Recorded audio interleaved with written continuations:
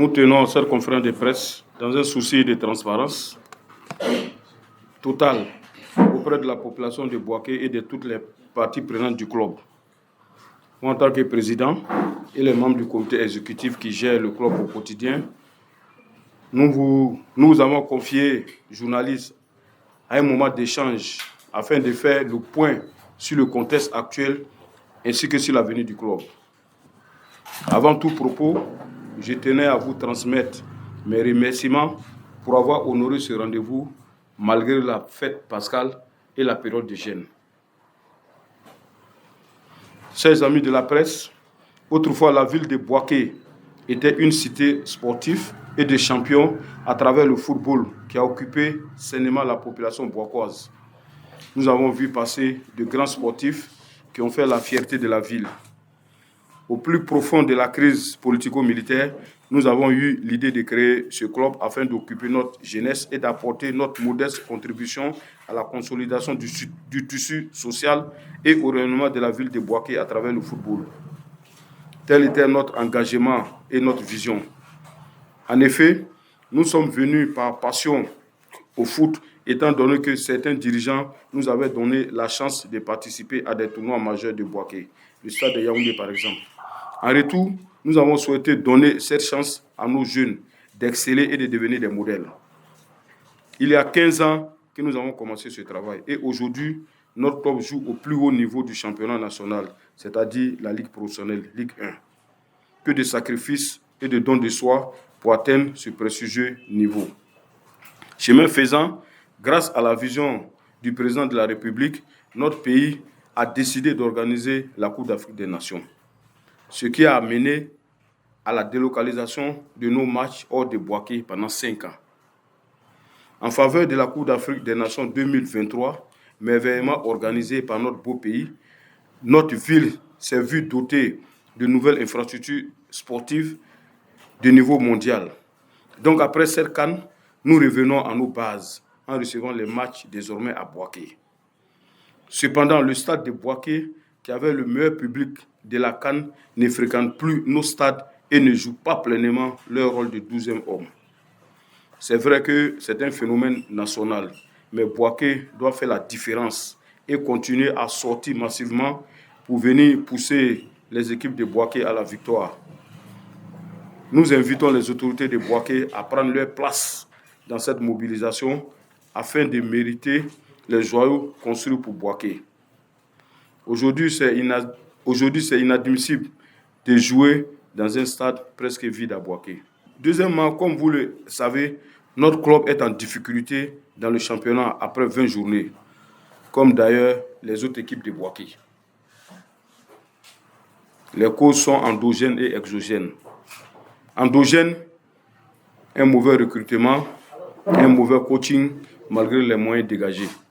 Parce qu'avec nos infrastructures, on a décidé de mettre les moyens à la disposition d'un technicien qui avait un niveau ACAF pour scruter l'Afrique.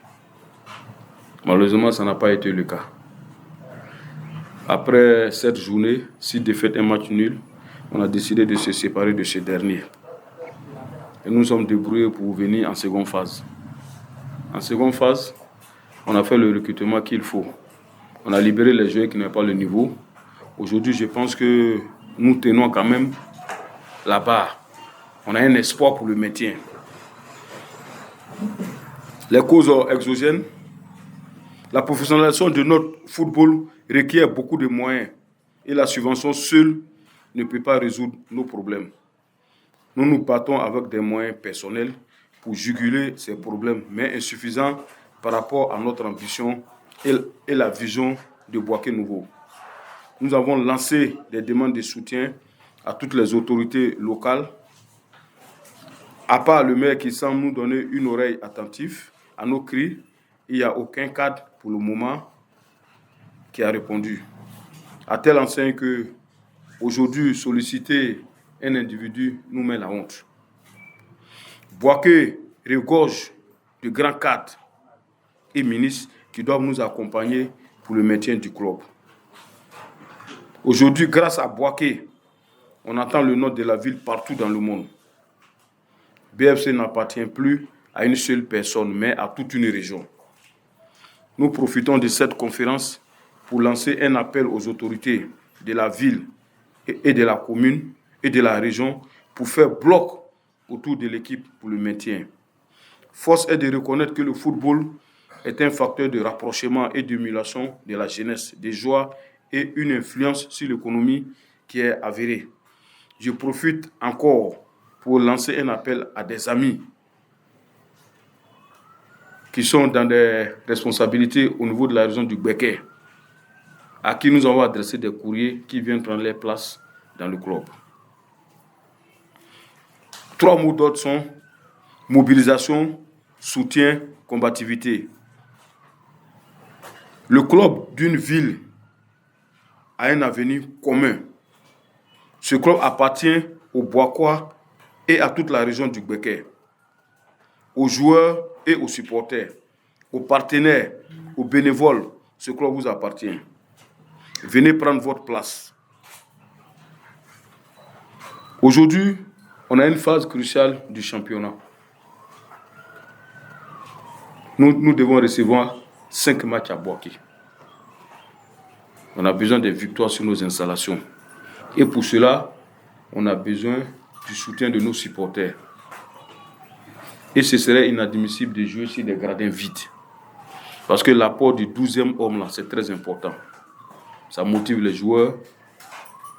L'environnement s'adapte. Quand vous avez un stade bouillant, il y a des trucs que l'environnement ne peut pas vous faire. Donc, nous demandons à nos voyants populations de Gbeke de venir. La première journée, malgré nos difficultés, on a essayé. Le stade était rempli aux 3 quarts. Mais nous savons ce que nous avons dépassé. C'est des pratiques. Nous, avec la jeune génération, on veut sortir dedans. Quand tu aimes ta ville, tu aimes ta région, tu aimes ton club, tu ne peux pas payer ton ticket pour venir dans un stade. C'est ton sacrifice. Si c'est le club qui doit se charger de ça, alors que le club a des problèmes, vraiment ça sera difficile. Donc on demande à nos vaillants supporters de nous aider sur ce côté-là en prenant les tickets pour venir au stade. On demande aussi aux opérateurs économiques. Un club de football apporte beaucoup en matière de restauration, en matière de maquis, en matière d'hôtel.